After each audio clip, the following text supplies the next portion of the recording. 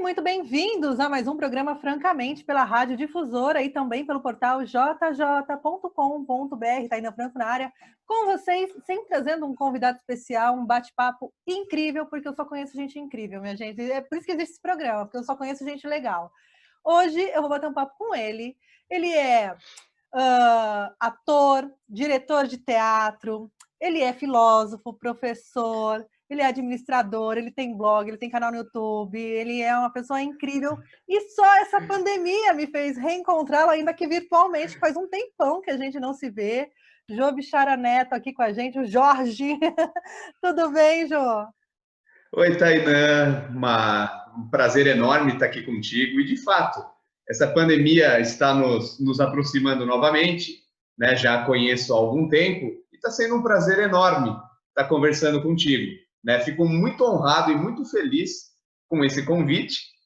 Até me espantei, né, com as atribuições que você detalhou e relatou no início dessa nossa entrevista. E que bom, né? Eu te acompanho há algum tempo, né? Recomendo a todos, acompanhem o programa da Tainã, né? Ali pela Rádio Difusora. Nesse momento estamos de maneira remota, mas eu já vou antecipar e já vou me convidar. Eu gostaria também de conhecer os estúdios da rádio. Convidado, convidadíssimo. Quero muito você lá no estúdio comigo. A gente está trabalhando assim em respeito aí, né, esse distanciamento físico que a gente tem que ter. Falo físico porque o social a gente acaba acontecendo pela internet, né? Eu sempre falo que as pautas aqui não tem pauta, né? A gente traz convidado e a gente vai conversando. Você tem mantido muito seu blog atualizado, né? Eu acompanho seu blog.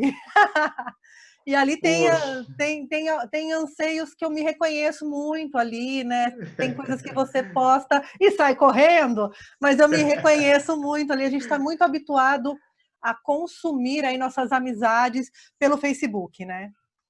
A gente vê tudo pelo Facebook. E às vezes em outras plataformas a informação chega de um modo diferente, né? Eu acho o Facebook ainda um lugar muito barulhento, rola uma histeria coletiva ali, e às vezes passa no feed, e aí todos os nossos anseios, nossas angústias, você acaba despejando ali, respondendo algum post, né? Como que você está nesse momento pandêmico? Como que está a sua rotina? Olha só, tá. Estou recolhido em casa desde o início da pandemia, né? Como a maioria das pessoas, espero que estejam também. E o que eu noto, o que eu acho muito válido, essa quarentena já está se transformando numa noventena. Sim. E eu, por ser filósofo, né, por ter essa formação filosófica, eu me apoio muito na filosofia para tentar compreender esse momento pelo qual nós estamos passando, atípico. E desde o início, olha que interessante, e é dessa maneira que eu vou abastecendo as minhas redes também, né? Os meus canais como o meu blog, o meu Facebook. Desde o início dessa pandemia, eu me coloquei a pensar, a refletir, né, sobre a importância da filosofia nesse momento tão atípico que nós estamos vivenciando. E aí, eu quero frisar também, né, chamar a atenção que distanciamento não significa isolamento. Nós estamos distantes, mas não precisamos ficar isolados. Sim. Então, eu quase que diariamente, a minha rotina diária é estar em contato com os alunos, né? Eu sou professor, com os amigos, então eu faço questão de contactá-los virtualmente e com os familiares, né? Sempre que bate aquela saudade, né? Da minha mãe, das minhas avós, dos meus tios, primos, enfim, estamos nos conectando de maneira remota também. Ou seja, estamos distantes, mas não isolados, né? E a minha vida, ela segue de que maneira nesse distanciamento, nessa quarentena que já está se transformando numa noventena? Trabalhando demais, não deixei de trabalhar, fico chocado, né? Muitas pessoas perderam o emprego por conta dessa pandemia, outras tantas já estavam, né, desempregadas, e há alguns anos, vou aproveitar esse momento também para, não é para divulgar, apenas para informar. Há mais ou menos uns 5 anos atrás, além de ter um blog, como a Tainá bem citou, o Face, o Twitter, um canal no YouTube, eu também criei um grupo de empregos, Tainá. Que legal! Há 5 anos atrás, com o intuito de ajudar, de fato, as pessoas, sem cobrar nada. Esse grupo cresceu tanto.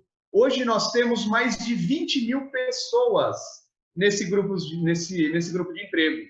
Então, é uma maneira, já faz mais de 5 anos, né, de eu despender o meu tempo para ajudar, né, no que me é plausível. Então, divulgar vagas de emprego, eu não trabalho com isso, né? Muitas pessoas se confundem. Ô, Jó, você está contratando, você tem uma agência? Não, eu apenas construí um canal, né, para ligar empresas e agências que precisam e pessoas que estão em busca de emprego. E isso cresce diariamente de maneira absurda, principalmente nesse momento atípico que nós estamos vivendo. Então, é mais um passo que eu dei há algum tempo para ajudar e para estar em contato com as pessoas, né? Então, estou trabalhando muito, tenho as redes sociais para abastecer, leitura demais, aproveito esse momento, já lia antes para ler ainda mais, cursos, né? Também me meti em vários cursos por estar em casa, né? Não tendo tanto tempo, mas aproveitando o tempo disponível. E assim eu vou seguindo nesse momento. Nesse momento. É incrível, a gente conversa, eu sempre tenho filósofos aqui no programa, que eu adoro, e a gente cada vez mais volta a essa conexão. Quando você discute tecnologia, você volta lá para a ética, né? Quando qualquer coisa de 2020 que você discute hoje, você vai lá e volta para a essência dos filósofos, né? O que a filosofia nos diz sobre isso, né? Porque é uma maneira da gente nos reentender como sociedade, porque as respostas da filosofia ainda não foram respondidas, né?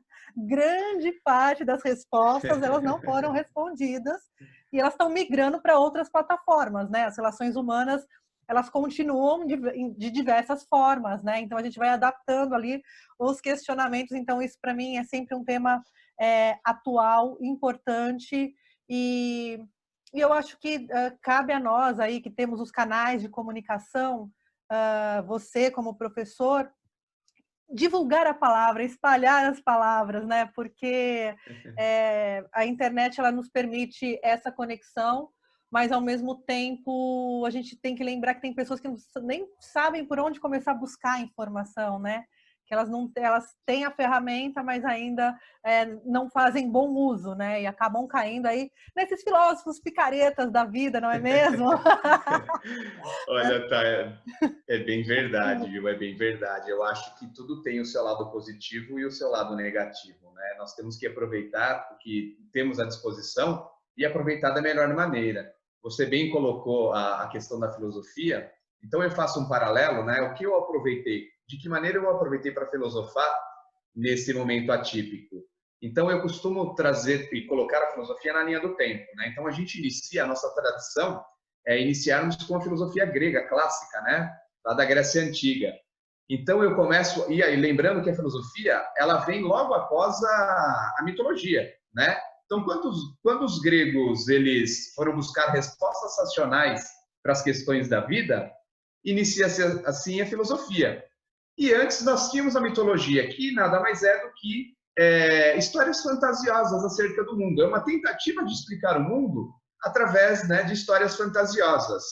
E as mitologias de hoje?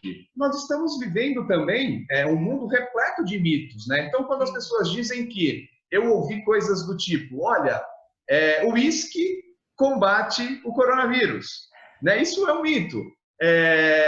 Cloroquina, né? É o santo graal, né? A ciência diz que não é bem por aí, né? Que nós temos que ter resguardo ante a isso, não é indicado para o combate a coronavírus. Surgiram tantas outras mitologias acerca tantos outros mitos acerca do coronavírus que dá para relacionar com o estudo da filosofia.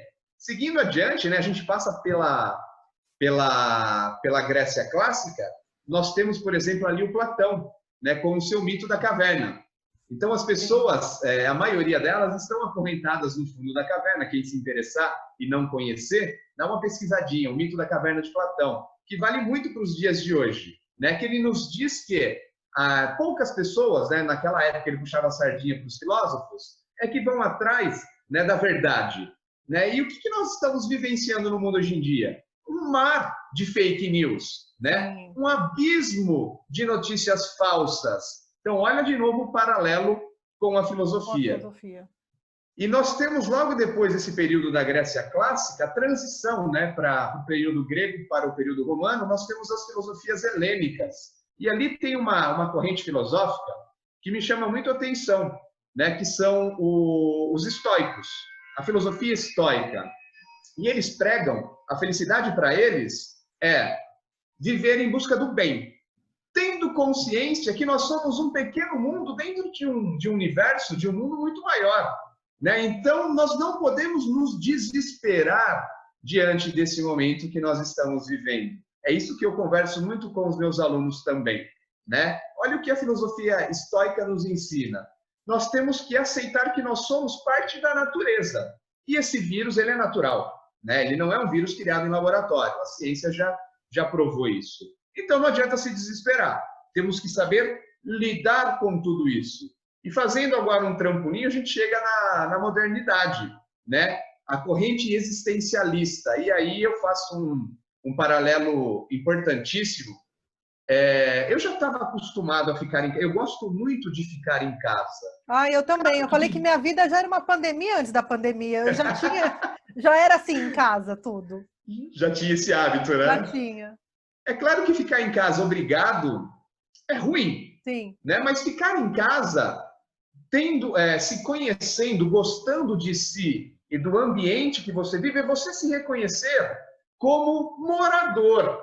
O que eu noto é que muitas pessoas, elas eram apenas hóspedes de suas casas. Sim. E agora elas foram obrigadas a se reconhecerem como moradoras de casa. Então o existencialismo entra aí. A corrente filosófica do existencialismo, né? Olhar para si. Quem sou eu no mundo? Mas então, dói, né? É uma pergunta que dói, não é uma pergunta fácil de responder.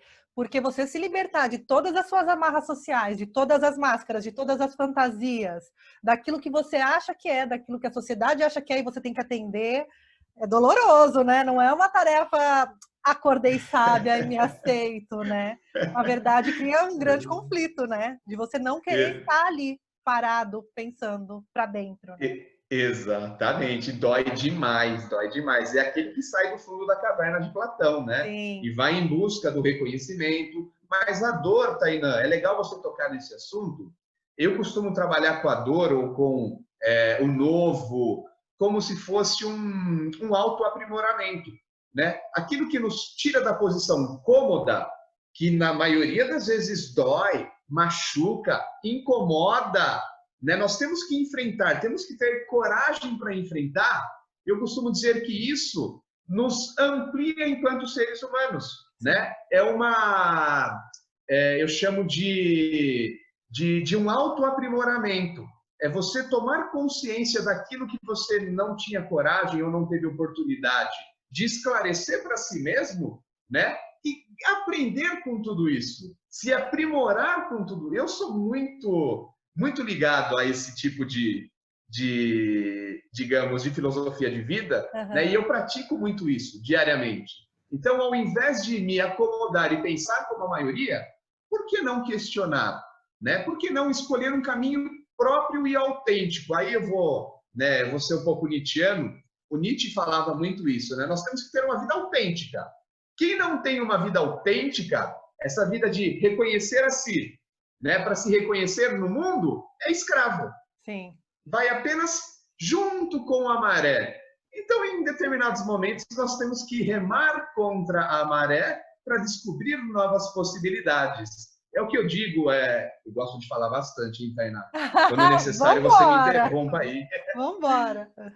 Mas aproveitando esse gancho e esse ensejo, né, eu costumo dizer o seguinte, fazer uma comparação com a linha do horizonte. Então, conselho de vida. Vamos lá, momento francamente, conselhos de vida. Olhe para a linha do horizonte. É aquela linha que não tem fim. Né? Para quem gosta de pintar um quadro, é a divisão do céu e da terra. E a linha do horizonte da nossa vida, nós também temos que ir atrás dela. Nós também temos que buscar a nossa linha do horizonte. No mundo real, né, os grandes navegadores do passado, eles foram para além dessa linha do horizonte e descobriram um mundo que jamais haviam imaginado. Os europeus, ali no século XII, século XIII, eles acreditavam que o mundo era dividido em três: Ásia, África e Europa. Os mapas daquela época, quem tiver interesse, fica mais uma dica, né? Bartolomeu Ânglico, ele criou um mapa em T. Ou seja, a região europeia era uma visão eurocentrista de mundo, né? A parte maior, Ásia e África. Por quê? Porque eles não conheciam o que tinha para além da linha do horizonte. Quando esses navegadores, né, Pedro Álvares Cabral, Cristóvão Colombo, etc. e tal, corajosos, que eram destemidos, foram para além da linha do horizonte e descobriram, inclusive, o Brasil, um mundo muito maior do que aquilo que eles conheciam, e utilizavam a bússola. A nossa vida é a mesma coisa. Nós temos que buscar a linha do horizonte da nossa vida. Mas qual é a bússola que a gente vai usar? Né? São os nossos familiares, os nossos professores, os nossos amigos, a tecnologia. A gente tem que aprender com tudo isso, se apoiar em tudo isso. É isso que eu conclamo. Né? Usar como ferramentas.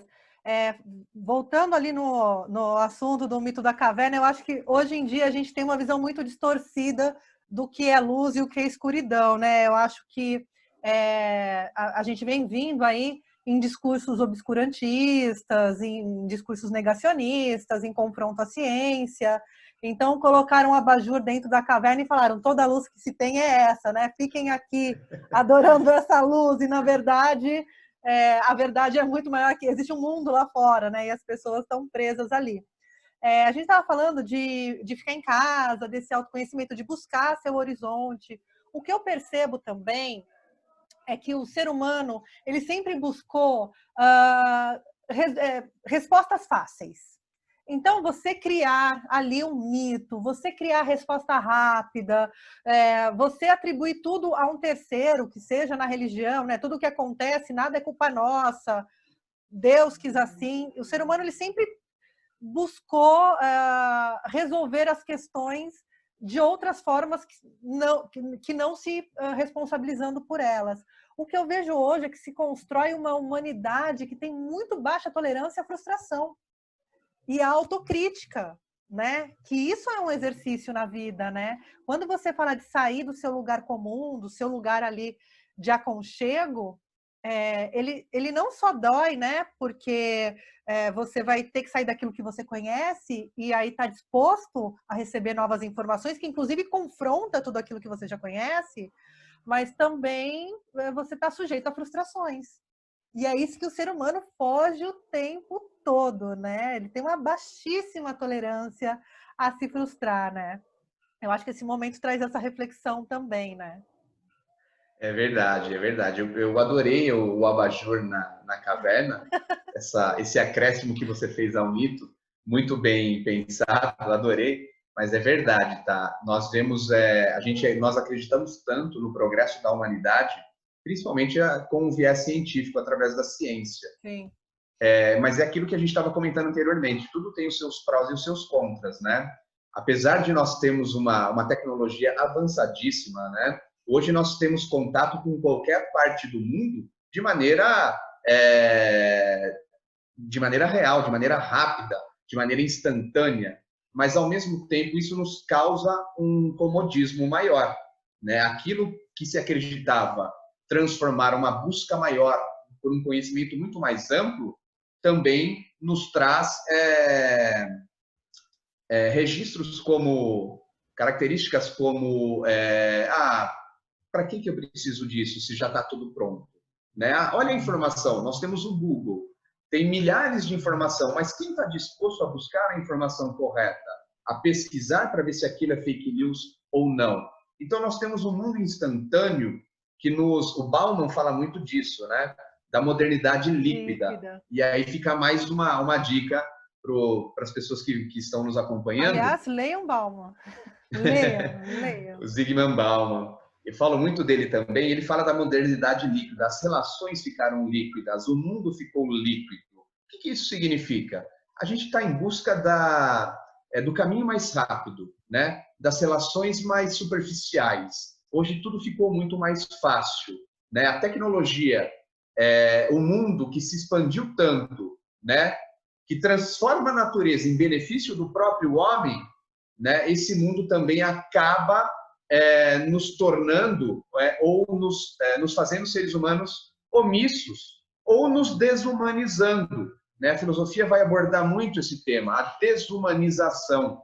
Então, nós tivemos vários períodos da história que nos mostra as lutas que foram travadas, né, por liberdade de expressão, por liberdade de pensamento, por direitos ao voto, né, no caso das mulheres, e tantas outras lutas travadas ao longo da história, mas parece que as pessoas não valorizam ou não querem reconhecer, né, se mantêm na ignorância, e aí nós vemos o que há de pior no ser humano voltar à tona, ou, né, aquilo que estava adormecido voltar a acordar, como o racismo, né? Nós temos uma luta, nós estamos vendo o mundo se mobilizar por conta do racismo. Nós estamos vendo pessoas indo às ruas pedindo a volta, né, da intervenção militar. Nós vivemos esse período, nós sabemos que ali, quem conhece a história... 2020, era para a gente estar aí voando de carro voador. O que a gente está fazendo? Falando que a Terra não é plana, falando que racismo não é legal, nazismo não é legal, né? Exatamente. É tão absurdo, gente, é tão absurdo pensar isso, né? Com tantas lutas, né? Quando você relaciona a história do Brasil com o racismo atual e vê que é uma consequência de um histórico foi logo ali, faz pouco tempo que acabou a escravidão. A gente tem, agora, recentemente, faleceu um ex-escravo que estava vivo, contemporâneo a nós, né?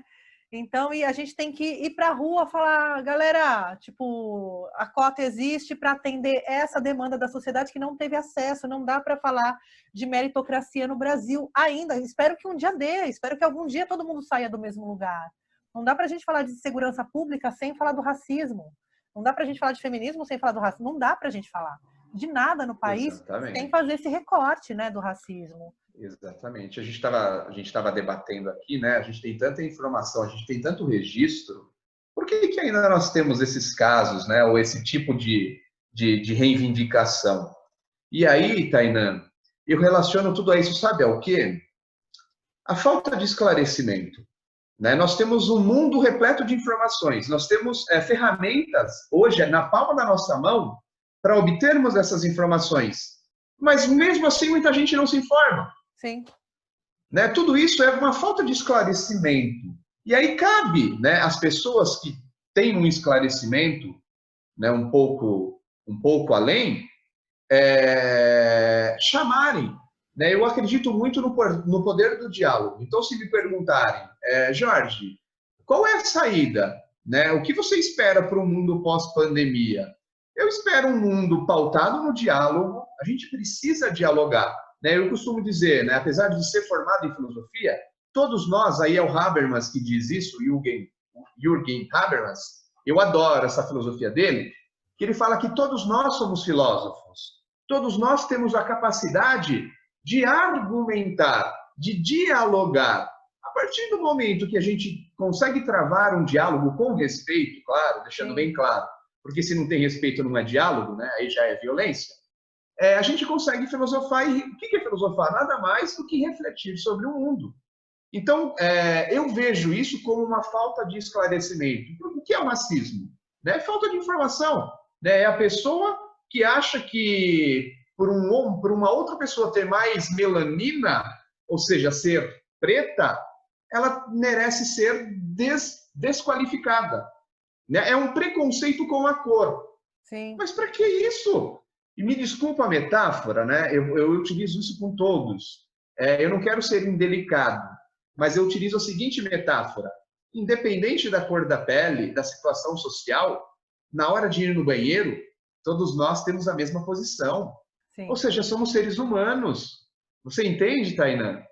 Então, sim. essa falta de informação, essa falta de esclarecimento nos leva a nos depararmos com todos esses ismos, né? O machismo, o racismo, o fascismo. E nós temos que combater isso, mas não é com violência, muito menos com o afastamento, né? É Sim, se sim. aproximando, é dialogando. Quando começou no Brasil essa divisão, essa polarização, eu lembro que eu fiz um post no Facebook falando que as pessoas dividem os territórios e os povos, que é mais fácil dominar assim, né? Nós estamos brigando com os nossos iguais, né? Numa polarização que eu julgo burra, porque se perde o diálogo. Eu fiz uma entrevista aqui com o Walter Carnielli e ele acabou de escrever um livro sobre pensamento crítico e argumentação. Ninguém está disposto a argumentar e ouvir o argumento do outro. Na verdade, o que se deseja é colonizar o outro com a sua opinião e ponto. Você não quer ouvir. A gente perdeu o dom, o hábito da escuta. A gente não escuta, a gente fica no anseio da pessoa entender o que a gente falou e da pessoa acatar. Porque parece que só se dá o diálogo quando alguém acata aquilo que a gente acredita, né? E aí fica muito raso e a gente não tem o diálogo, né? A gente tem um monólogo só, né? Colonizador, né? Exatamente. Eu sou contra todo tipo de catequese, né? Então, eu odeio que queiram me catequizar e também pretendo não catequizar, né? Mas um professor, ele não tem esse objetivo? Não. Não. Então, eu costumo dizer que o meu papel, a minha função é criar, né, ou proporcionar caminhos, né, para os meus alunos se tornarem seres humanos autônomos, pensarem por si só. E fazendo um adendo, eu inclusive assisti esse seu bate-papo com o professor Walter, Que né, que é o professor legal. da Unicamp, adorei. E tantos outros, vou aproveitar esse recorte agora do nosso bate-papo para dizer, eu falei que acompanho o seu programa, acreditando ou não, mas eu assisti o bate-papo com o professor Walter, assisti há um tempo atrás um bate-papo com um grande amigo meu também, o BA, aí de Ah, Jundiaí, o querido Vanderlei. BA, Vanderlei. E lá no passado, eu assistia desde a época, antes dessa quarentena, né, da época que você estava em estúdio, também com os meus amigos ali do Carlinhos Pasqualin, do Performatic Well. Wells, assisti o Toninho do Diabo, conversando contigo também. Olha só! Gente, francamente tem audiência, veja bem. Obrigado, João. E viu, tá aí, só para não deixar em aberto isso que a gente estava discutindo, e aproveitando também esse momento, né, não deixando para o final, mas te parabenizando por esse espaço. Eu acho que, francamente, você abre esse espaço para a gente trocar essa ideia que nós estamos fazendo hoje sobre temas globais, né? E eu vejo, né, todos os entrevistados com muita qualidade, então tem muita arte, muita filosofia, muito ativismo. Que importante, que importante. E o papel que você está realizando é de extrema importância, principalmente num mundo como hoje. Portanto, Tainã, não desista. Você é um amparo para nós, jundiaienses, da região, do estado, do país todo. Um programa como o seu, um quadro como o seu, é de extrema importância. Gente, Então, eu não você estou merece. pagando, eu juro. Ele só está sendo maravilhoso, assim, gratuitamente. Olha só, e eu não quero ser redundante, não, mas você merece todos os louvores e aplausos, tá? O que você faz é brilhante. Já a conhecia antes do programa, sempre te achei formidável e agora merece todos os louvores. E retomando, então, de fato, Tainá, de fato, as pessoas. É mais fácil, eu costumo dizer o seguinte: é mais fácil nós nos aproximarmos de quem pensa igual a nós. Lógico, é mais cômodo isso, entendeu? É por isso que nós vemos muito ódio, muita gente babando ódio, né, por aquilo que é diferente daquilo que elas estão acostumadas. Volto a dizer, única saída, nós precisamos nos educar, né? Nós precisamos ter uma mentalidade crítica. E a gente se educa como? Se educa no contrário. Se educa conhecendo aquilo que a gente nega. Por Sim. que eu nego? né? Vamos pegar exemplos básicos, vai. Eu não gosto de, digamos, rabada, mas eu já comi, eu já experimentei, né, para não gostar. Então nós temos que ter contato com o diferente, com o oposto, para criarmos um pensamento crítico, né? Para termos base para emitirmos um diálogo. É nisso que eu acredito, que eu me apoio, que eu prego, né? Ao invés de sairmos atacando, odiando. O mundo está odiento demais, Tá. né? E o ódio, volto a dizer, assim como os ismos, é falta de esclarecimento. Sim, eu falo muito que a rede social, a internet, os algoritmos, eles trabalham meio como a lei do universo, né? Tudo que você deposita ali te volta, né? Então você acaba sendo cercado daquilo que você pensa. O algoritmo acaba te entregando, na verdade, coisas que são compatíveis com aquilo que você pensa, né? Por isso que a gente fala dessas bolhas da internet. Eu, por exemplo, eu costumo consumir coisas, notícias, informações de lugares que me incomodam profundamente. Tem dia que eu tô acabada, esgotada, emocionalmente, fisicamente, de coisas que eu leio, mas justamente isso que você falou, para a gente conseguir criar um diálogo, porque se eu ficar só com os meus pares, com os meus iguais, que pensam igual a mim, eu me limito muito e fico vivendo na minha bolha de conforto, achando que tudo que eu penso é a melhor solução do mundo, e não é, né? Então, às vezes, tem que colocar nessa zona de conflito mesmo, né? Nessa faixa de Gaza aí das emoções e das notícias, para que você faça um contraponto, né? Para que você consiga se questionar, né? É verdade, é Ó, verdade. eu... E pode Pode falar, falar. pode Não, falar. pode falar, pode falar, pode falar. Não, não, acabei de fazer um paralelo. Agora você falou dos algoritmos, né, que nos aproximam daquilo que a gente expressa nas redes sociais, enfim. Mas funciona como a sociedade, né? A Sim. sociedade, a psiquiatria e a sociologia, como elas analisaram e analisam a sociedade, né? Nós, como Aristóteles bem dizia, nós somos animais políticos. Por que Aristóteles, e acredito que de maneira brilhante, concluiu isso? Porque todos nós precisamos do outro para vivermos, nós vivemos em sociedade. Por que nós precisamos do outro? Né? Para sermos felizes. Ninguém é feliz sozinho. Então, os antigos já diziam, né? Quem vive sozinho ou é um deus ou é uma besta, um monstro, né? E por vivermos em sociedade, nós construímos relações visando a nossa felicidade e a felicidade dos demais. Só que hoje, com a ciência moderna, né, constata-se a psiquiatria, a sociologia, assim como os algoritmos, a análise de sistemas, que a sociedade funciona, essa relação, essa proximidade, essas relações sociais, elas se estabelecem, né, de acordo com núcleos ou pessoas ou seres que pensam de maneira íntima entre si. Né? Então, é aquilo que a gente estava discutindo. É mais fácil eu me aproximar, eu fazer parte de um grupo, eu frequentar uma instituição cujo qual eu esteja habituado ou que me conforte nas minhas ideias. Né? É por isso que nós temos, e é difícil quebrar essa bolha, sair desse paradigma. Um caminho, e uma nova dica, humildade. É preciso ter muita humildade. Para quê? Para reconhecer que nem sempre somos donos da razão, né? E o Kant, ele dizia uma coisa brilhante. Ele falou, de que maneira nós podemos construir morais universais? Né? Não que eu acredite que exista, né, diversas morais universais, mas ele dizia, o caminho é reconhecendo a humanidade do outro. Se eu reconheço o outro tão digno de humanidade quanto eu, ou seja, o outro é tão ser humano quanto eu, Sim. Né? Por isso eu devo ouvi-lo, respeitá-lo, e ouvindo, respeitando, dialogando, existe a possibilidade de eu mudar, inclusive, as minhas ideias, o meu pensamento, se não alargar, ampliar aquilo cujo qual eu já tinha determinada ideia pré-estabelecida. É mais ou menos por aí.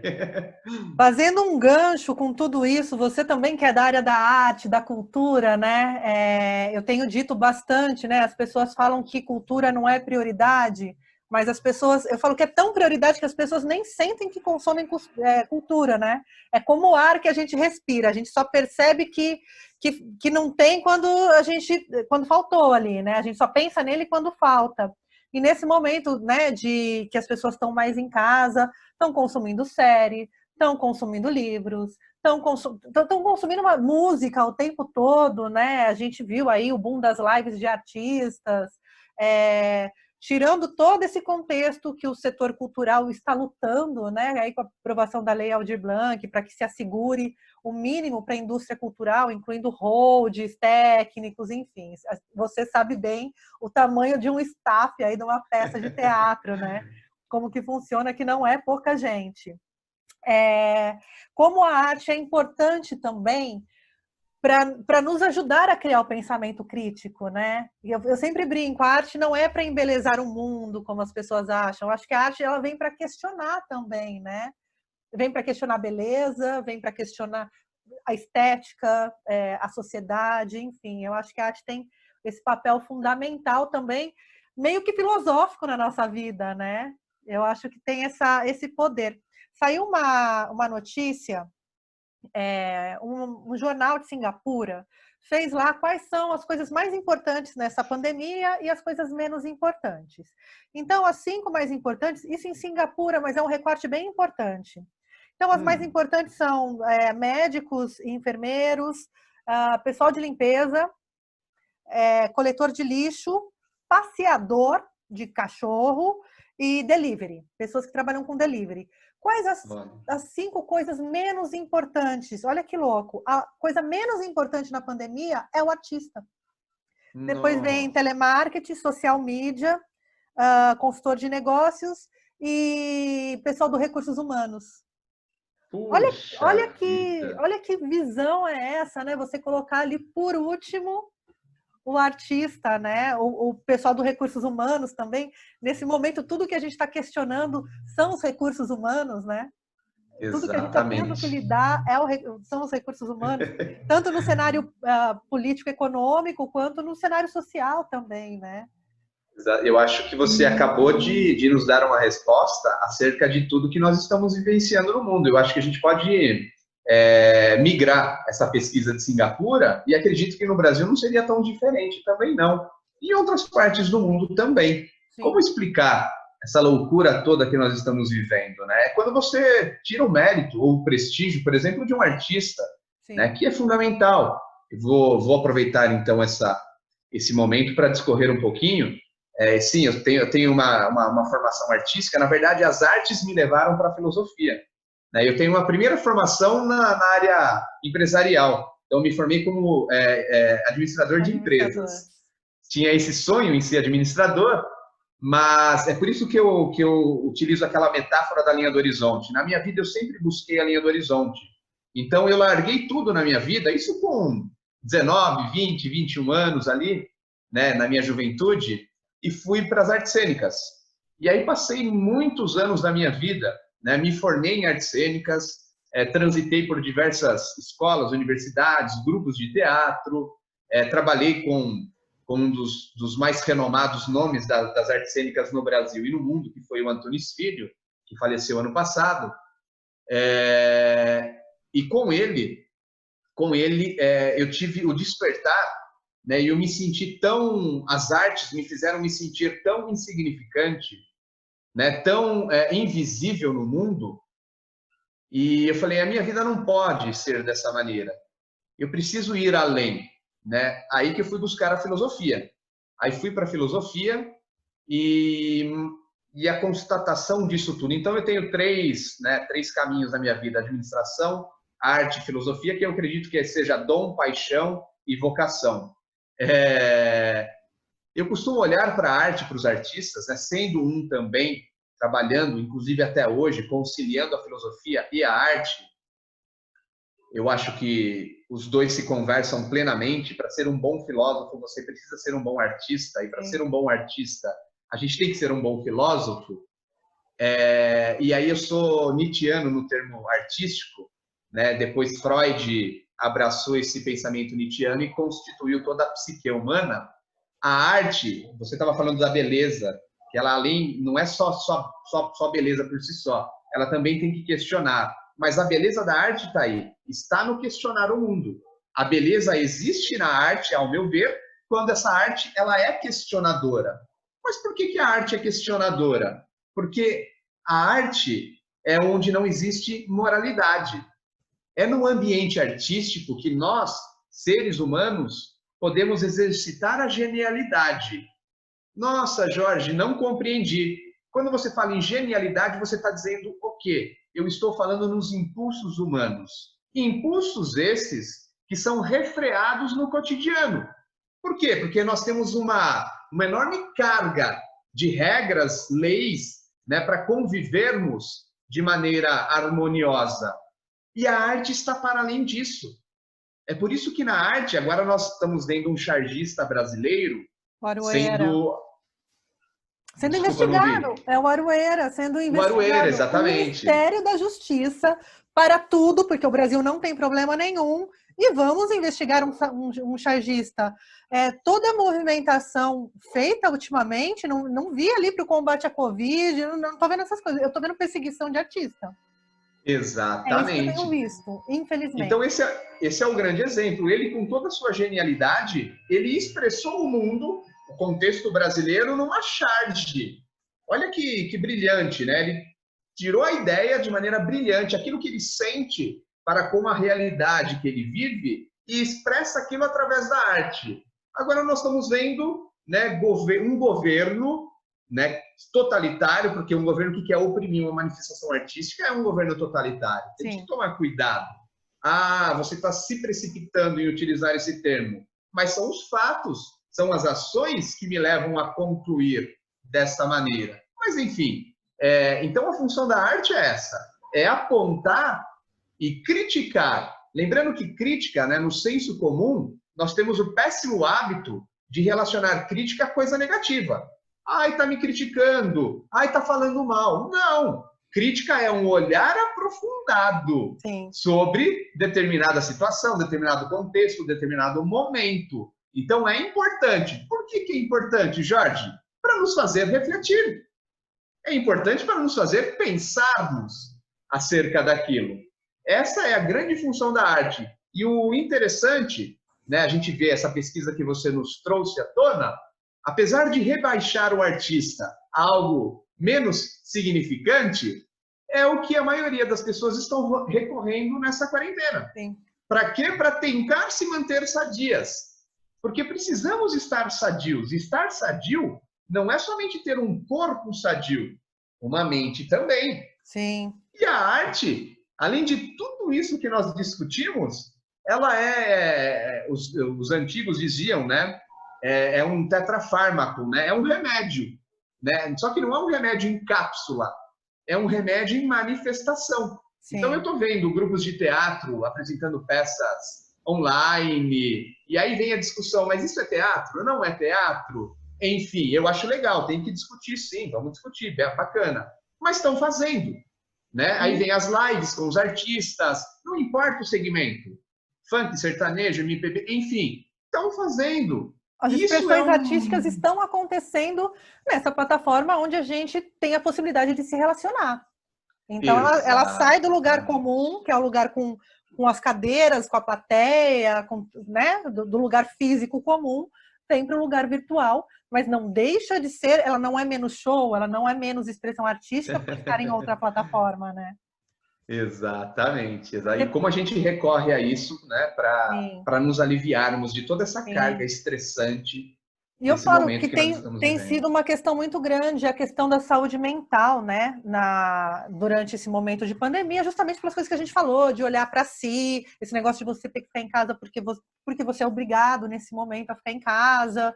Enfim, tem N situações, essa insegurança com o futuro financeiro, com o presente financeiro, né? Um monte de gente entrou na linha da miséria novamente, tem gente em situação de risco alimentar, enfim, temos inúmeros motivos aí para a nossa saúde mental não tá legal. E eu tive uma discussão esses dias na internet, porque às vezes eu entro numas, né, assim, putz, escapa, né? Mas a pessoa falou que não precisava de arte nenhuma, e não precisava de artista, porque ela tinha igreja. Então ela tinha lá, ela via o culto pela internet, enfim. E eu falei assim, me conta como que é o culto. Ah, a gente canta louvor, oi?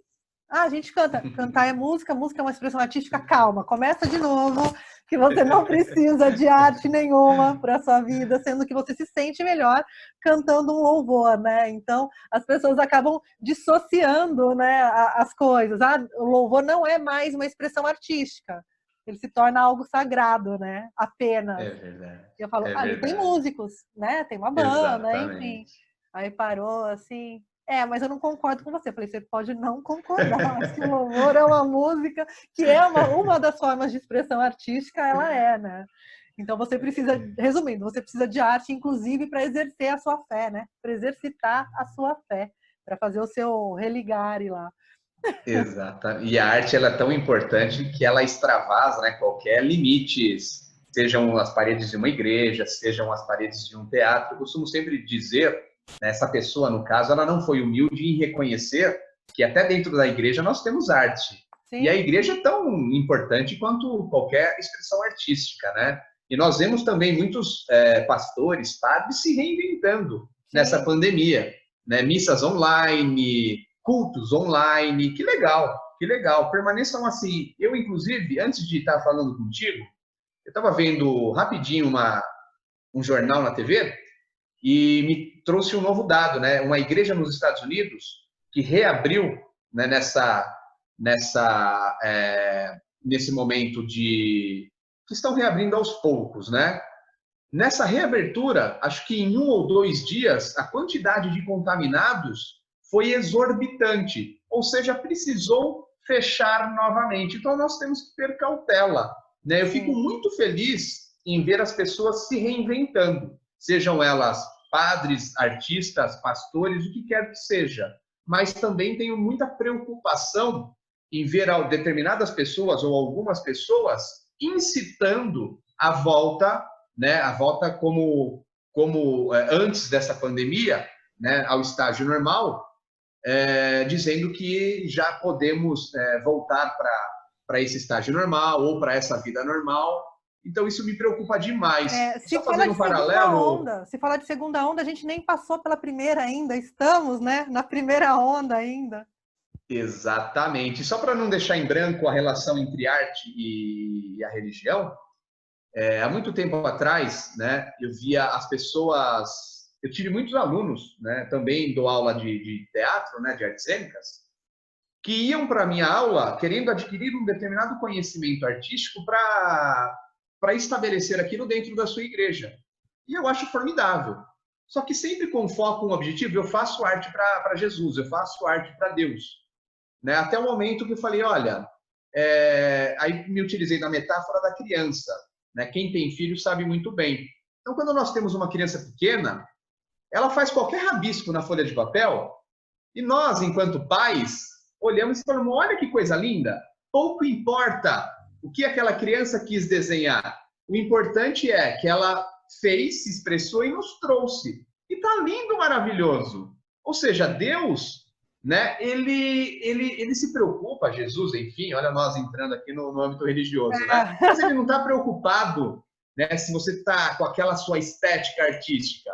Você fazendo, dando o seu máximo, errando e acertando, para ele, claro que é válido. Mas o importante por isso que a arte ela tem a sua distinção. Ela pode ser usada, né, no campo religioso, mas ela se distingue. Se distingue por quê? Porque ela não está sendo feita para Deus ou para Jesus. Muitos vão discordar, ok, não tem problema.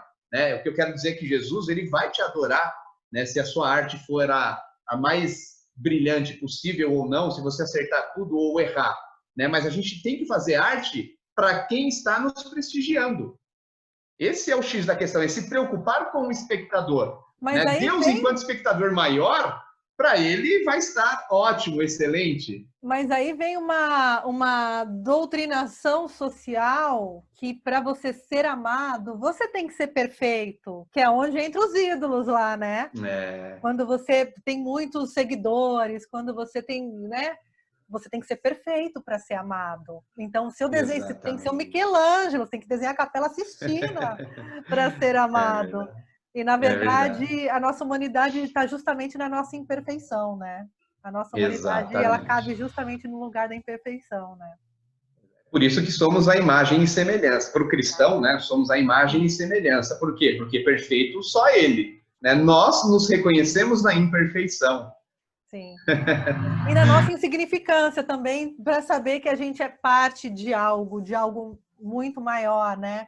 A gente está aqui, eu estou aqui em casa, eu estou num bairro, eu estou numa região, eu estou numa cidade, eu estou no estado, eu estou num país, e a gente tem que ter a noção, né? Que a gente faz parte de algo muito maior, né?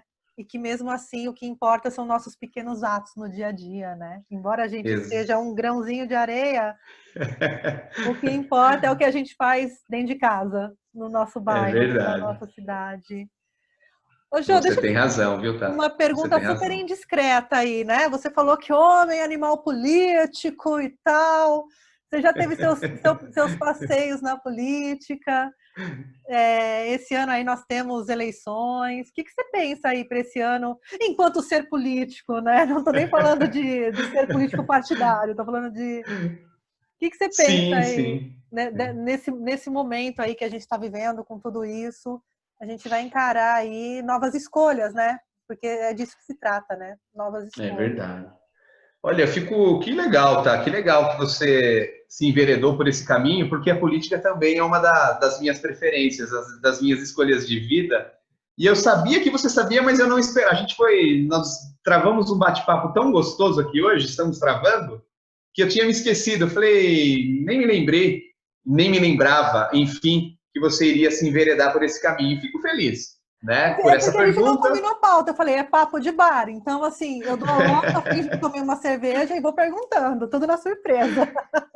E assim é muito mais gostoso, é muito mais gostoso. E eu adoro. O duro é que eu tenho que me policiar para não falar demais, porque você vai dando corda e aí eu nem vejo o tempo passar. E política é um dos temas que agora você me deu brecha. Você me Abriu a caixa de convidou a Pandora falar. ali, né? Sim, de fato. Eu já ocupei alguns cargos políticos também, né?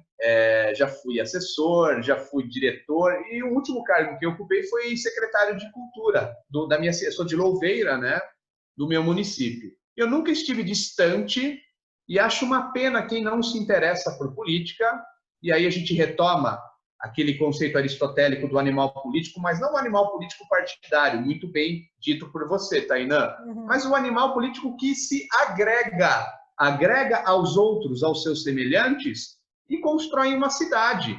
Então, Aristóteles ele diz que a cidade ela não é artificial, ela é natural. Então, a gente constrói cidade, a gente se agrupa para quê? Para buscar o bem comum. E a política tem essa função. Né? O Aristóteles, aí eu me apego agora saio dos modernos, volto para os antigos, ele vai dizer que a função da política e eu adoro essa visão aristotélica, né, que quero compartilhar com vocês. Ele acredita que tudo tem uma finalidade na vida, no mundo. Né? A finalidade da faca, cortar, do olho, enxergar, e da política, promover justiça e bem-estar. E, de fato, a política ela existe para isso. Aí, se a gente for pegar, entrarmos em filosofia política, a gente vê por que surge o Estado, a figura do Estado. Né? Surge para organizar a convivência humana. A gente sai daquele estado de natureza, aí Hobbes vai dizer que o homem é o lobo do próprio homem, para adentrarmos no estado civil, onde a gente precisa conter esse ímpeto natural do homem, né, de querer levar vantagem, enfim. E o Estado, enfim, o Estado está ali para nos trazer justiça e bem-estar. E aí, eu teço uma crítica ferrenha acerca da sociedade do bem e do senso comum, das pessoas que dizem, olha, você gosta de política, então você é idiota. E a gente ouve muito isso no mundo hoje em dia. Sempre, sempre. Tanto que a frase que eu cresci ouvindo era religião, futebol e política não se discute. Exato. Nós temos que inverter essa maneira de pensar. Temos que discutir, lembrando que discutir, né, que criticar é ir a fundo. Sim. E não discutir. É por isso que temos muitos corruptos, né? Muita briga em torcida organizada e corrupção no futebol. e futebol, religião e muita fé cega, por Sim. não se discutir tudo isso. Por não se Olha o questionar, perigo que né? é não discutir. E voltando para a política, eu retomo alguns conceitos, né? Eu falo, sabe o que é idiota? Da onde surge essa palavra? O idiota era aquele cidadão grego que não participava da política. Ou seja, o cidadão, lá na Grécia Antiga, berço da democracia, para ser considerado cidadão, né, ele teria que ser grego, ter nascido na Grécia, enfim, não podia ser estrangeiro, homem e participante das tomadas de decisões da política. Ou seja, juntos, eles estavam escolhendo aquilo que era bom para todos. Ah, mas e aquele que não gostava de participar? Aquele que não participava, que não debatia? Era o Idiota. idiotas. Nós invertemos isso nos dias de hoje. Aquele que participa é idiota e o que não participa é o cidadão. Então eu conclamo, né, eu digo para todos, a gente precisa retomar o conceito grego. Né? A gente precisa, aquele que participa, o politikos, a palavra político vem daí, né? Politikos, aquele que participa das decisões da polis. Polis é cidade, em grego, né? Cidade-estado. Então, aquele que participa das decisões da sua cidade, e não precisa ser político para isso, né? Basta acompanhar a sessão da Câmara, basta se reunir, né, com as pessoas do seu bairro. Basta Enfim, entender que os seus interesses também faz parte do interesse coletivo. Exata. E esse coletivo é o corpo político. Sim. Esse coletivo é o corpo político. Aquele que não participa é o idiota. A gente precisa retomar o conceito grego. Então, quando você me pergunta o que eu acho, olha, Tainã, eu adoro, nunca deixarei de exercer, né, a política, e para isso existem diversas. Eu já fui partidário, hoje não tenho partido, já ocupei cargos públicos, hoje não ocupo, mas eu adoro falar de política. Inclusive porque eu acredito que a política é uma ferramenta, um mecanismo, um meio de bem-estar geral para todos e também um meio de justiça. Através da política, né, por exemplo, os vereadores, prefeitos, deputados, senadores, eles que criam as nossas leis. Eles que operam, que botam para funcionar as nossas leis. Então, nós temos que participar. E aí, agora eu volto de novo para a modernidade, só para finalizar, para não tomar muito o tempo de fala. Né? O Rousseau, Jean-Jacques Rousseau, filósofo iluminista, ele vai dizer que não tem mais jeito. Né? Nós vivemos numa sociedade civil, ou seja, a gente não vai voltar para a sociedade de natureza como antes, que não existiam regras e leis. Já que estamos numa sociedade civil, qual é a melhor forma de governo? Ele vai dizer, e aí eu concordo perfeitamente, é aquele governo em que o povo participa. Se o povo não participar... Estamos falando de democracia, só para a gente usar a palavra aí. E o povo participar não quer dizer só o voto, é participar de todo o processo político, inclusive na formação das leis, no pleito de leis, porque também o Estado precisa ser provocado para que ele possa começar a atender os anseios da população, né? Ele não cria uma lei sozinho, ele cria uma lei ali quando ele é provocado, né? Isso é trabalhado em conjunto com a sociedade. Não adianta só a gente votar, porque a gente está no Estado democrático, né? Exercer nosso direito, e depois não fiscalizar, não cobrar, né? Esquecer quem votou. Ai, nem lembro que eu votei para senador, para vereador, né? Depois você se descola dessa responsabilidade de atuação diária política, né? A gente fala de uma democracia direta, é isso que nós precisamos. Né? Hoje nós vivemos uma democracia indireta. E, Tainã, não dá certo. Você escolher pessoas para te representar, essa pessoa vai olhar para o próprio umbigo. Ela vai atrás dos interesses dela. Com o coeficiente eleitoral, né? Que entra uma galera, isso eu acho que torna o Brasil quase parlamentarista, né? É um parlamentarismo manco, né? Você vota, e aí gente que não foi eleita, que não atingiu o voto, entra numa cota, e você nem sabe o que aquela pessoa está lá, se tem proposta, se não tem. E aí começam as coligações partidárias em busca de interesses próprios ou de interesses de categoria, né? Agronegócio, banco, enfim. Exatamente. Eu costumo dizer que a democracia é o melhor dos sistemas. Não é necessário elegermos um outro sistema. O que é necessário é o aperfeiçoamento. Sim. Nós temos que aperfeiçoar a nossa democracia. E esse aperfeiçoamento ele só vai acontecer com a nossa participação. E aí você falou uma coisa muito legal. A gente precisa mobilizar, motivar. E tem uma frase que eu uso, que eu sempre digo: político é igual feijão. Ele só funciona na panela de pressão. Então, e essa pressão o que é? É a participação popular. Não tem importância eleger, termos cargos eletivos. Mas o mais importante é o povo participar. De que maneira? Opinando. Né? Você entrando na página do Senado, por exemplo, e falando: olha, eu sou contra determinada lei. Ou eu sou a favor. Eu sou a louca do Diário Oficial, eu sou a louca de entrar na Câmara para ver o que está rolando. Eu sou essa louca. Uma vez por semana, me bate uma loucurinha, eu vou lá, dou uma olhada em tudo que está rolando, né? Não seria melhor se todos fôssemos assim? Ou pelo menos a maioria?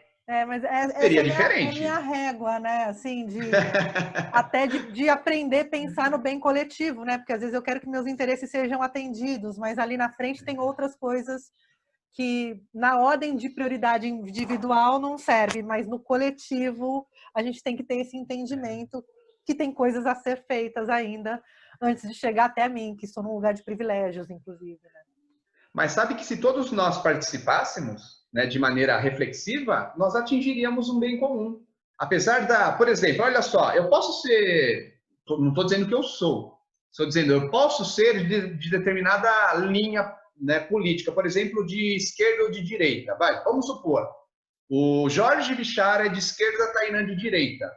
Nós temos ideologias, é uma suposição, ideologias diferentes, mas nós temos algo em comum. Tanto a Tainã quanto o Jorge querem o fim da corrupção. E se nós ficarmos nesse entrave, nessa distopia, esse objetivo comum não será atingido.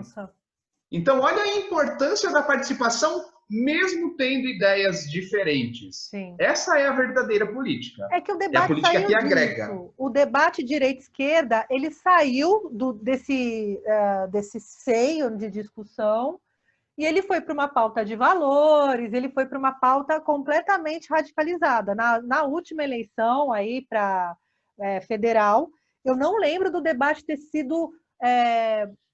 tido qualidade em discutir propostas de Brasil. Não se discutiu propostas de Brasil.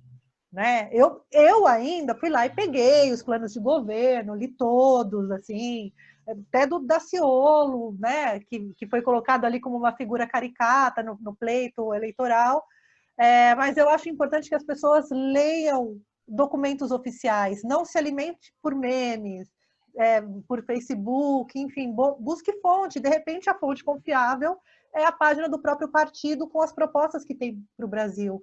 Porque eu tenho para mim que o que chegou para a maior parte da população foi uma briga, né? O antipetismo estava criado aí, e com as razões de existir.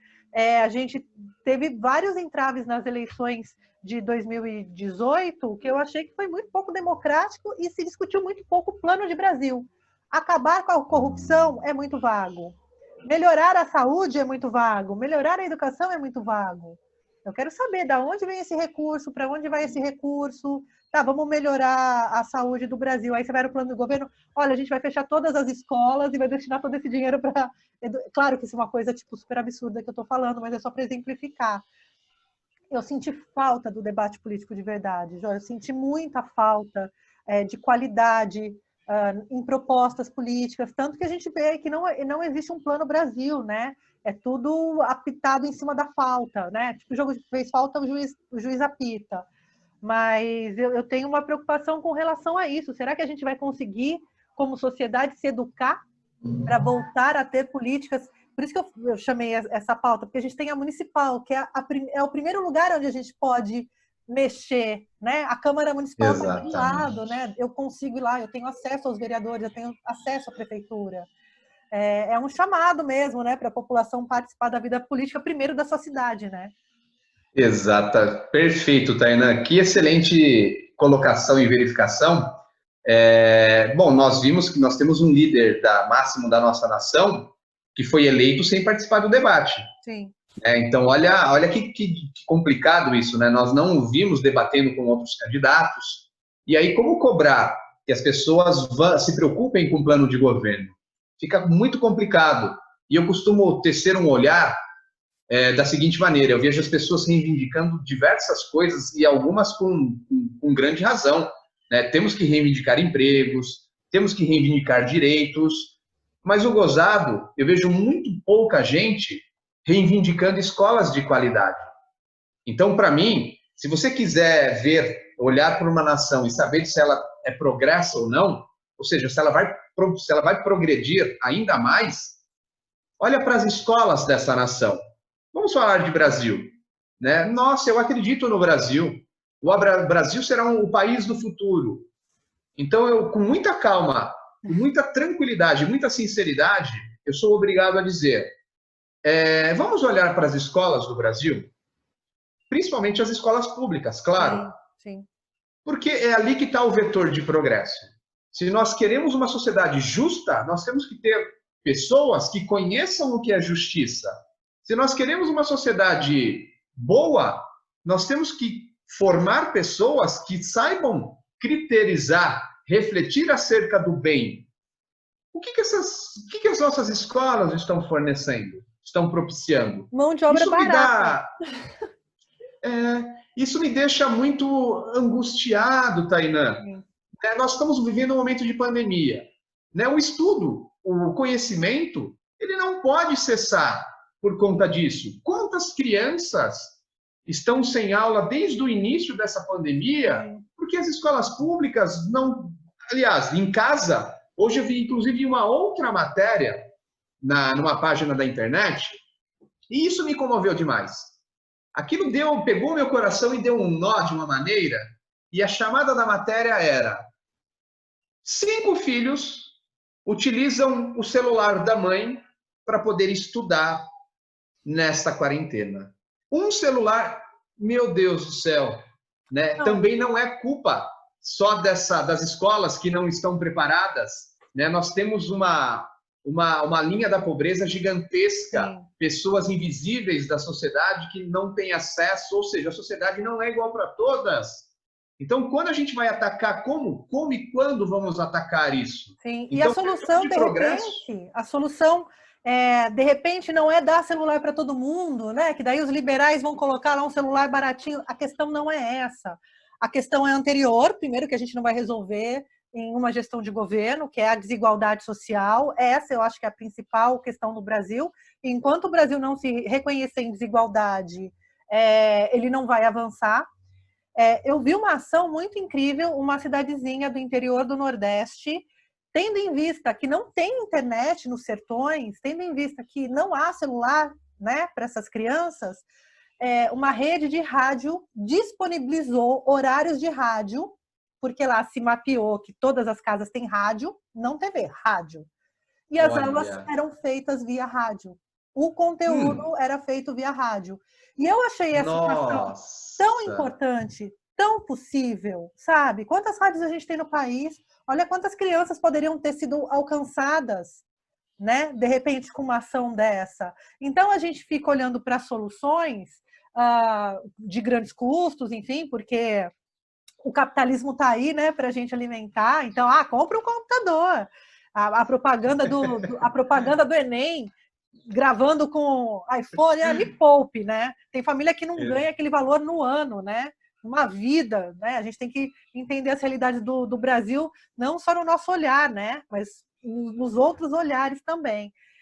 E aí eu fico pensando como a gente tem dificuldade de chegar no básico, né? Como a gente tem dificuldade de agir pelo básico, né? Quantas redes de TV, quantas redes de rádio poderiam aí destinar todo o período da manhã, né, para passar para o ensino básico e todo o período da tarde para passar para o ensino médio, enfim, né? Mas a gente fica aqui, né? Eu fico aqui no alto dos meus privilégios, com 1000 soluções para o Brasil, né? Mas é tão difícil, né, Jó? Tão difícil. Exatamente. Você falou muito bem falado sobre a desigualdade, o maior problema do Brasil, e acho que o principal vetor de combate está na escola. Sim. A desigualdade é uma pandemia que mata mais do que o coronavírus. Mas a desigualdade na escola é ainda mais aguda. Darcy Ribeiro já falava isso, né? Darcy Ribeiro falava que essa educação aí, essa fragmentação da educação no Brasil, na verdade, é um projeto, né? Ela não é por acaso. Exatamente. Né? Projeto de poder, exatamente. Projeto de poder. Temos que formar mão de obra, né? Formar mentes pensantes. Aí criticar o governo e fazer a virada de mesa. Mas o primeiro ponto a ser atacado são as escolas, atacado, né, no bom sentido, né? Uhum. Enquanto não saída para isso, Jó, qual é a saída? Federalização. Tem que federalizar, né? O Estado como um todo tem que abraçar, né? Nós somos privilegiados porque também vivemos em locais privilegiados. Se você pega o Estado de São Paulo, né, nós temos aqui, principalmente o interior, né, boas escolas públicas, que não é a realidade do Brasil afora. E aproveitando também você falou nós começamos, agora voltando para a política, não saímos dela, mas sendo mais agudo na política, quando você fala das eleições municipais, me veio à cabeça, à mente agora, uma história de um bispo anglicano, que se conta que ele queria mudar o mundo. Então ele fez de tudo, tentou, ele se frustrou. E quando ele estava no leito de morte, foram ter com ele e disseram, pô, você está para morrer, qual é a decepção da sua vida? Ele falou, decepção não, mas agora eu consegui compreender. Eu tentei mudar o mundo, começando, né, pelo mundo. Mas eu cheguei à conclusão que para mudar o mundo eu tenho que mudar a mim mesmo. Tenho que começar comigo, começar com o que está ao meu redor, começar com o meu município. Eleições municipais, né? Começar com o meu estado, para depois querer mudar de maneira mais ampla. E isso eu carrego comigo, Tainã, eu também. De maneira muito voraz, né? Isso vibra em mim. Então, eu também era um idealista, né? Eu visualizava um mundo muito diferente. Eu sempre lutei para querer mudar a realidade ampla, até o momento que eu me deparei com essa reflexão, e aí fui tendo mais maturidade de vida e constatei que para eu mudar alguma coisa, primeiro eu tenho que olhar para mim. O que eu preciso mudar em mim? Nós somos seres imperfeitos, debatemos sobre isso no nosso papo de hoje, né? E a partir de mim, eu vou mudando ao meu redor. Por exemplo, né, eu tenho uma filha, então eu preciso educá-la. Nossa, o mundo está tão cruel, mas o mundo, olha que absurdo. Sim, o mundo é violento, o mundo é corrupto, mas a minha filha, eu vou fazer de tudo para que ela não seja uma mulher violenta, uma mulher corrupta, mentirosa. Então eu tenho que começar com o que está próximo de mim. Só que para educá-la eu também não posso ser. Pedagogia do exemplo, né, meu amigo? A pedagogia do exemplo. Ai, que delícia! Olha... Que delícia! Gente, ó, filósofo, professor, artista, diretor de teatro, político, blogueiro, por que não? Ô, Jô, passa seus contatos para a turma aí. Aqui embaixo vai estar algum contato seu. Eu vou deixar, né, todos os links dos acessos internéticos à sua pessoa. Mas fala aí para a galera onde eles podem te encontrar. Legal, eu tenho nas redes sociais, né, de maneira online, eu estou no Facebook, facebook.com, né, Jobichara, /Jobichara Neto, com 2 T's, Jobichara Neto. Eu aderi o Jó, né, muita gente acha que me deprecia, mas eu adoro. Então eu utilizo o Jó desde criança, Jobichara, Bichara, um sobrenome turco, significa portas abertas, é a minha descendência. E o Neto, né? Meu avô, se chamava Jorge Bichara, Jobichara Neto. No Twitter, @Jobichara também. No YouTube tem um canal, mas ainda não é muito movimentado. Eu tenho vários planos para ele. Eu tenho 2. Um ainda está em stand-by, né? Porque eu tenho um projeto futuro. mas está lá, tem alguns poucos vídeos ali de algumas interpretações, alguns trabalhos que eu fiz na TV, no cinema, enfim. Inclusive já contracenei com o Fábio Porchat no filme Vai Que Dá Certo. Que legal. Algumas pessoas assistiram, conheceram. E não aderi ainda, Tainã, não sei se você vai me convencer, mas eu não aderi ao Instagram, que é a rede social do momento. Sim. Né? Eu tive um certo receio, porque eu olhei e falei, nossa, eu já estou em tantos lugares que eu não queria mais um. Mas tá todo mundo ali, né? Eu acho importante ter, mas eu ando mais pelo Twitter, assim, acho que o Twitter é a minha favorita, para me informar, para ter acesso ali né, a outras informações. Eu tenho gostado bastante do Twitter, uso o Twitter há um bom tempo, mas para cada rede eu uso para uma coisa, né? No Twitter são mais coisas políticas, lá no Instagram é a selfiezinha, né? Uma coisa mais pessoal, pro ego mesmo. E Facebook é terra de ninguém, né, meu amigo? Porque aquele Facebook, vamos combinar. Eu gosto bastante, eu utilizo muito o Face, o Twitter também retornei, né? Mas eu adoro. E eu também estou muito com a juventude, né? Com a garotada. Então eu me sinto na obrigação de estar conectado. E deixo mais uma dica. Estando conectado em todas essas redes, uma das coisas que me trouxeram muito conforto durante essa quarentena, que já está se transformando numa noventena, são as lives. Sim. Eu estou participando, já participei acho que de umas 10 lives aí. Então eu criei um grupo com professores, né, de diversas áreas, história, geografia, sociologia, língua portuguesa. Então nós temos um grupo que debatemos filmes. Então nós assistimos filmes com determinada temática e vamos para a live debater. Tenho alguns amigos que estão fazendo lives de diversos temas que também me convidam. Jorge, vem participar com a gente. Estando conectado, isso também me permite, né, a me reinventar, a fazer lives, né, com determinados temas, com variados temas, e está sendo uma delícia nesse momento de distanciamento. É uma dica que eu deixo. Façam lives, falem, se mostrem um pouquinho. Mais, né, do que a gente já faz nas redes sociais. Para além da foto estática, né? Para além da foto estática sem respiração. Fale. Gostei desse seu quadro aí atrás, hein? É de um artista de Jundiaí, o Estranho. Eu adoro grafite. Olha. É meu xodozinho aqui. Tá sendo meu... Eu falei que daqui a pouco esse quadro vai ser uma tatuagem nas minhas costas, que eu passo tanto tempo aqui, ó, que eu vou incorporar. Hoje até coloquei um vermelhinho para ornar o quadro. Mas você sabe que te vendo hoje, me parece uma coisa só. Né? É uma obra artística. O quadro e a Tainã se configuram numa obra artística única. Estou me sentindo aqui, ó. Arte moderna, arte contemporânea é isso, né? A pessoa vira obra, o corpo vira obra. E olha só, Tainã, eu tenho uma pergunta para te fazer. Estamos aqui. Agora eu sou o entrevistador. Invertemos o jogo agora. Não, só uma curiosidade. O Francamente, que dá nome ao programa, tem uma relação com o seu sobrenome? Eu sou muito criativa para dar nome, né? É justamente por causa do meu sobrenome, né? Tainã Franco.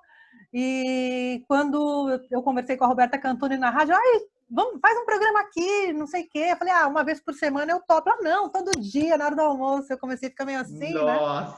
Ela vai me dar um nome que a gente vai gravar a vinheta. Eu falei, francamente, ela adorei, vamos gravar a vinheta.